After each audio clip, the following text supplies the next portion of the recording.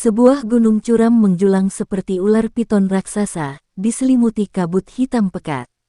Tempat ini adalah sarang Ancient Heaven Demon Python, makhluk buas legendaris yang dikenal hanya sebagai mesin pembunuh, dengan kekuatan dahsyat namun kecerdasan terbatas.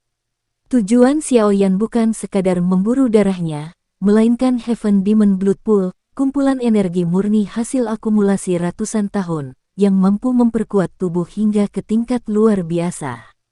Ia berencana menggunakan kesempatan ini untuk menyempurnakan King Kong Glass Body, dan mungkin menembus ke Dozun Bintang 9. Dipandu Yun Yun, kelompok Xiaoyan, bersama Kailin, King Lin, Little Fairy Doctor, dan sekutu lainnya, menyusup mendekati gunung.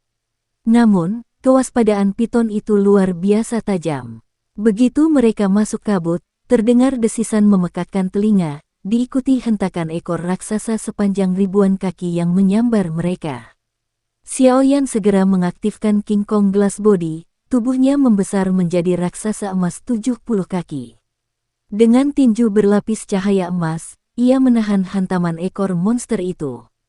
Benturan dahsyat membuat badai energi berkecamuk, memaksa keduanya sama-sama mundur. Amukan piton mengguncang gunung, hingga akhirnya tubuh aslinya keluar, raksasa hitam bersisik tebal, berwajah menyeramkan menyerupai manusia, dengan mata merah menyala sebesar rumah. Langit tertutup awan gelap, energi hitam berputar cepat, menebarkan tekanan mematikan.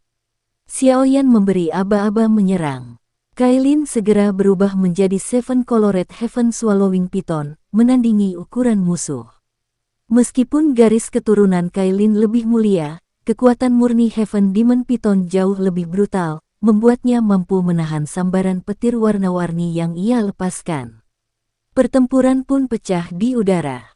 Xiaoyan menghantam dengan kekuatan emas dan api, berhasil meledakkan sebagian sisik lawan.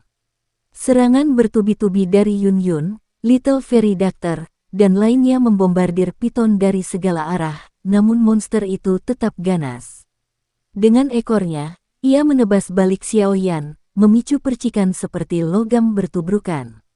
Meski tubuhnya terguncang, Xiaoyan menggenggam ekor piton erat-erat, lalu menyalurkan api ungu coklat yang membakar kabut hitam pelindungnya. Tubuh piton menggelepar buas, memporak-porandakan pegunungan sekitar, namun Xiaoyan tak melepaskan cengkeramannya. Tinju berapi menghantam, memecahkan sisik hingga darah mengucur deras.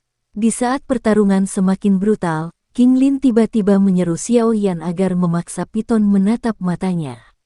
Dengan teriakan penuh doki, Xiaoyan menarik tubuh piton yang raksasa itu, memutarnya hingga wajahnya sejajar. Ketika mata raksasa merah itu terarah, muncullah mata hijau giok King Lin dengan 3 bunga berputar. Seketika, jiwa piton terguncang, tubuhnya kaku, dan niat membunuhnya perlahan mereda. Serangan gabungan kelompok Xiaoyan memberi ruang bagi King Lin untuk melepaskan kekuatan Triple Jade Green Snake Flower Pupils. Mata giok hijau raksasa dengan 3 bunga berputar muncul, memancar kekuatan kuno yang dapat menundukkan semua binatang ular. Awalnya, Ancient Heaven Demon Python mencoba melawan, kabut hitamnya meledak dan bergolak, tetapi Xiaoyan segera memperkuat tekanan dengan serangan api surgawi. Kailin dalam wujud piton 7 warna dan serangan gabungan Yun Yun, dokter peri kecil, serta yang lain menekan piton besar itu agar tidak bisa bergerak. Puncaknya, King Lin memanggil ilusi Nine-Headed Heaven Serpent, leluhur garis keturunan ular kuno, yang auranya membuat piton raksasa itu ketakutan hingga tubuhnya gemetar. 3 bunga hijau giok di matanya perlahan mekar, menyingkap murid iblis giok yang memancarkan cahaya hijau jade. Sinar itu menembus kepala piton, membentuk tanda berbentuk bunga hijau. Seketika, mata merah penuh kebencian piton itu memudar, berganti dengan kekosongan jinak, tanda ia berhasil ditundukkan sepenuhnya. Xiaoyan dan yang lain segera mundur dari jangkauan mata iblis agar tidak ikut terpengaruh. Setelah tekanan Nine-Headed Serpent menghilang, King Lin terengah namun tersenyum, piton itu kini berada di bawah kendalinya, meskipun hanya berkat dukungan Kailin dan kekuatan gabungan tim. Keberhasilan ini membuat semua lega, mereka kini memiliki pelindung sekuat Dozun 5 perubahan puncak. Dipandu energi samar, kelompok itu memasuki Gua Piton di tengah gunung. Pemandangan dalamnya mengerikan, gua lembab penuh tumpukan tulang putih, termasuk kerangka manusia. Di ujungnya terbentang Heaven Demon Blood Pool, kolam darah berdiameter 100 kaki yang mendidih pelan. Cairan merah pekat di dalamnya memancarkan energi yang amat menakutkan, saking padatnya hingga tulang binatang mengapung di permukaannya. Kolam inilah hasil akumulasi ratusan tahun dari Piton, harta yang Xiao Yan incar. Xiao Yan memutuskan untuk berlatih di sana selama 2-3 hari. Ia memerintahkan King Lin agar mengandalkan Piton yang telah ditaklukkannya untuk berjaga di luar gunung. Kailin sempat khawatir pada bahaya energi keras di dalam kolam, namun Xiao Yan meyakinkan bahwa tubuhnya, ditambah perlindungan Ancient Dragon Phoenix Armor, cukup kuat untuk menahannya.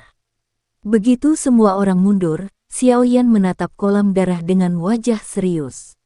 Energi di dalamnya bahkan lebih mengerikan daripada yang ia perkirakan, namun ia tidak gentar. Dengan keyakinan penuh, ia melompat masuk ke dalamnya.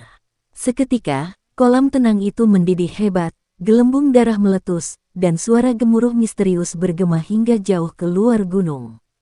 Begitu melompat ke Heaven Demon Blood Pool, tubuh Xiao Yan langsung dilanda rasa sakit luar biasa. Energi liar bercampur racun dan sifat korosif menyerangnya dari segala arah, sampai kulitnya melepuh dan mengeluarkan asap. Dengan cepat, ia melepaskan Heavenly Flame, membentuk penghalang api yang menyelimuti tubuhnya. Di bawah panas surgawi itu, energi buas dipurnakan menjadi kekuatan murni yang bisa diserap, sementara sifat korosifnya lenyap. Gelombang demi gelombang energi meresap ke dalam tubuhnya, memperkuat otot, tulang, dan kulit. Xiao Yan sadar inilah tempat latihan sempurna, energi brutal ini, yang bagi manusia biasa akan menghancurkan tubuh dan dasar kultivasi, bisa ia jinakkan berkat Heavenly Flame. Dengan itu, ia yakin mampu mendorong King Kong Glass Body ke puncak dan menembus bintang ke-9 Dozun. Selama 2 hari ia duduk bersila dalam kolam, tubuhnya menyerap energi dengan tenang, sementara di luar gua, Kailin dan yang lain tetap berjaga. Ancient Heaven Demon Piton yang kini tunduk pada King Lin menjaga puncak gunung, mengusir semua pengunjung. Beberapa ahli kuat sempat mendekat demi Bodhisattva Ancient Tree, tapi mundur ketakutan melihat Piton itu.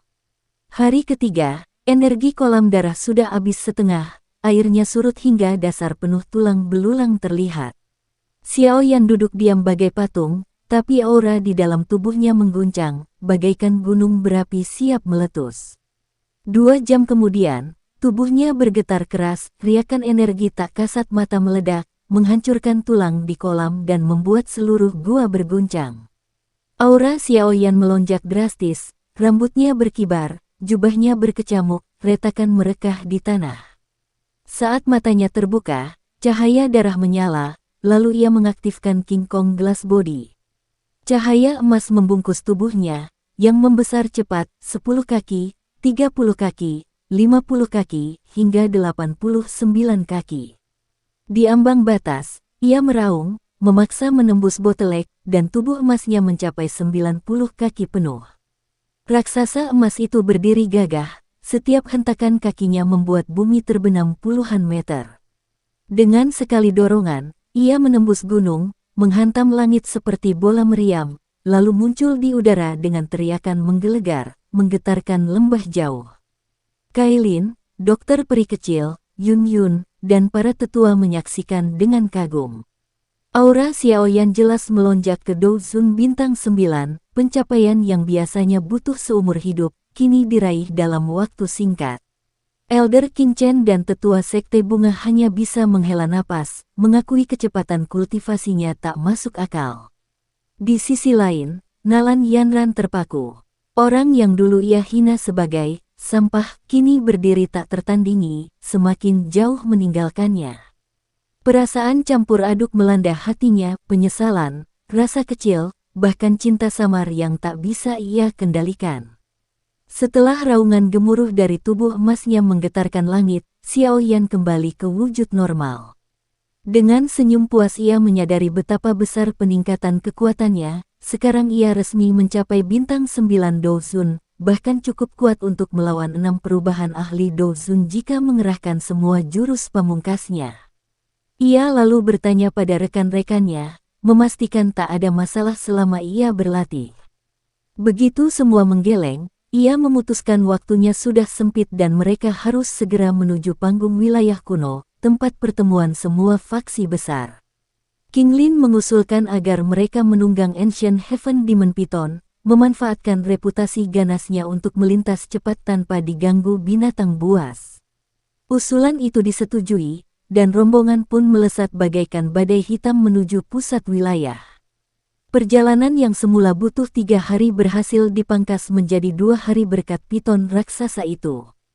Mereka melintas banyak faksi misterius yang biasanya jarang muncul, namun kini berkumpul dengan kekuatan menakutkan, bahkan ada yang memiliki ahli setara Ban Seng. Xiao Yan memilih tak menjalin hubungan, semua pihak datang demi tujuan sama, yaitu Bodhisattva Ancient Tree, dan cepat atau lambat akan menjadi lawan. Mendekati panggung, piton akhirnya disimpan agar tak menimbulkan keributan. Dari kejauhan, mereka melihat alun-alun raksasa yang dipenuhi lautan manusia. Bau darah pekat menyelimuti udara, jelas banyak kelompok baru saja memburu binatang buas. Atmosfer tegang namun teratur, kelompok yang lemah cenderung berada di pinggir, sementara yang kuat menempati pusat alun-alun. Xiao Yan memimpin kelompoknya masuk. Kehadiran 3 wanita cantik di sisinya, Kailin, Yun Yun, dan dokter peri kecil, menarik banyak tatapan, beberapa di antaranya bernada cabul. Namun aura dingin mereka cukup membuat orang segan mendekat. Sementara itu, Xiao Yan menahan napas saat matanya menyapu kerumunan. Ia tak melihat banyak wajah familiar, tapi mendekati pusat panggung ia akhirnya menemukan sosok yang ia rindukan, Sun Er, duduk tenang dengan mata tertutup di antara kelompok klan Gu. Namun kebahagiaan itu segera dibayangi ketegangan baru. Begitu kakinya menjejak panggung batu pusat, sebuah suara dingin menghentikannya. Lebih besar dari, tempat ini bukan untukmu. Enyahlah. Xiao Yan menoleh, bibirnya melengkung tipis. Tatapannya bertemu dengan sosok yang mengeluarkan peringatan itu, seorang wanita dengan aura dingin menusuk. Feng Qing'er. Suara dingin Feng Qing'er di panggung batu langsung memicu perhatian banyak orang. Bahkan kelompok klan Gu ikut menoleh, hingga Sun Er membuka mata dan melihat Xiao Yan dengan sukacita.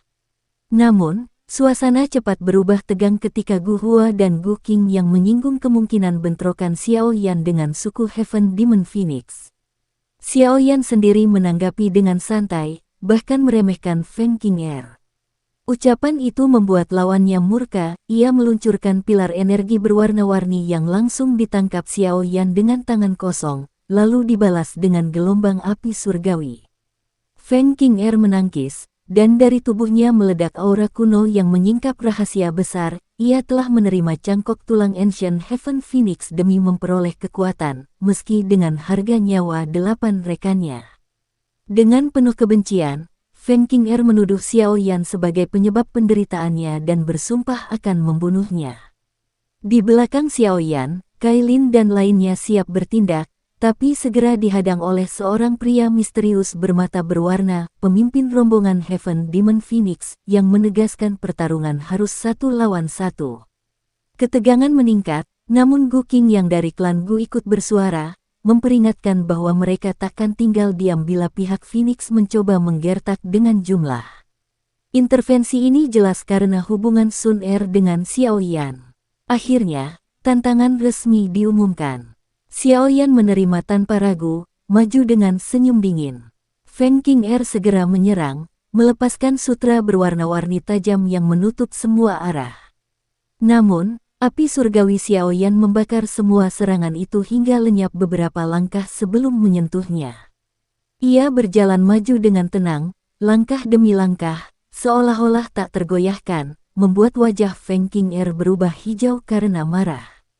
Tertekan, Feng Qing'er mengerahkan jurus pamungkas, Surga Phoenix Shadow. Doki meluap, membentuk ilusi Phoenix raksasa 1000 kaki yang menjerit mengguncang langit, sebelum menyambar dengan kekuatan mengerikan ke arah Xiao Yan. Aura kuno dan tekanan dahsyatnya membuat banyak ahli di alun-alun bergidik. Namun, Xiao Yan tetap tak bergeming. Ia mendongak menatap serangan itu, menyadari kekuatan baru Feng King Er pasti berasal dari kerangka Phoenix purba yang pernah ia temui di hutan kuno. Saat Phoenix ilusi menjulang hanya ratusan meter darinya, Feng King Er berteriak dingin, menuntut kematian Xiao Yan. Alih-alih gentar, Xiao Yan hanya tersenyum tipis, menggelengkan kepala, lalu cahaya emas menyala dari matanya, pertanda ia akan membalas dengan kekuatan sejatinya. Serangan pamungkas Feng King Er dengan bayangan Phoenix raksasa tampak tak terbendung, namun cahaya emas yang terpancar dari Xiao Yan menelan semuanya. Saat debu mereda, sosoknya muncul tanpa cedera, bahkan dengan pakaian utuh. Dalam sekejap ia menembus jarak, lalu menamparkan wajah Feng King Er keras-keras hingga tubuh lawannya terpental 100 meter, meninggalkan luka berdarah di wajah cantiknya. Kerumunan terkejut, seorang puncak Do Zun dikalahkan hanya dengan tamparan. Xiao Yan menegaskan dengan dingin bahwa kekuatan sejati hanya bisa diperoleh lewat latihan, bukan jalan pintas seperti Feng King Er yang meminjam tulang purba. Kejam tapi adil, ia tidak memberi belas kasihan karena baginya, Feng King Er bukan wanita, melainkan musuh yang ingin mengambil nyawanya. Kemarahan meledak dari kelompok Heaven Demon Phoenix, namun pria misterius bermata berwarna menghentikan mereka, sembari mengakui kekuatan Xiao Yan. Meski tampak tenang, kilatan berbahaya tersembunyi di matanya, jelas ia bertekad menghadapi Xiao Yan sendiri di masa depan. Setelah pertarungan, Xiao Yan bergabung dengan klan Gu. Gu Hua berseloroh geli melihat Xiao Yan menamparkan wanita, sementara Xiao Yan sendiri hanya tersenyum hambar. Namun, ketegangan baru muncul saat dua wanita terpenting dalam hidupnya, Kailin dan Sun Er, bertemu untuk pertama kali. Sun Er menyapa Kailin dengan ramah, meski Kailin merasa posisi dirinya bagaikan orang ketiga, sebab jelas hati Xiao Yan sejak dulu diisi oleh Sun Er.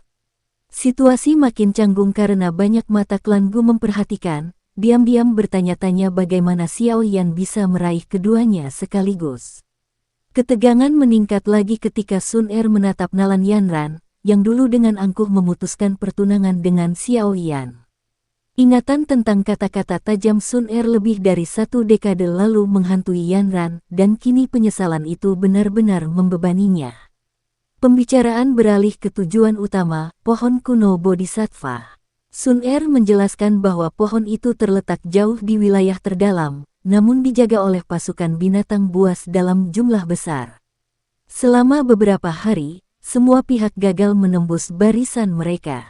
Aliansi sementara pun terbentuk, tapi pemimpinnya adalah seseorang yang berbahaya, anggota klan Hun dari Hall of Souls, salah satu kandidat pewaris kepala suku berikutnya.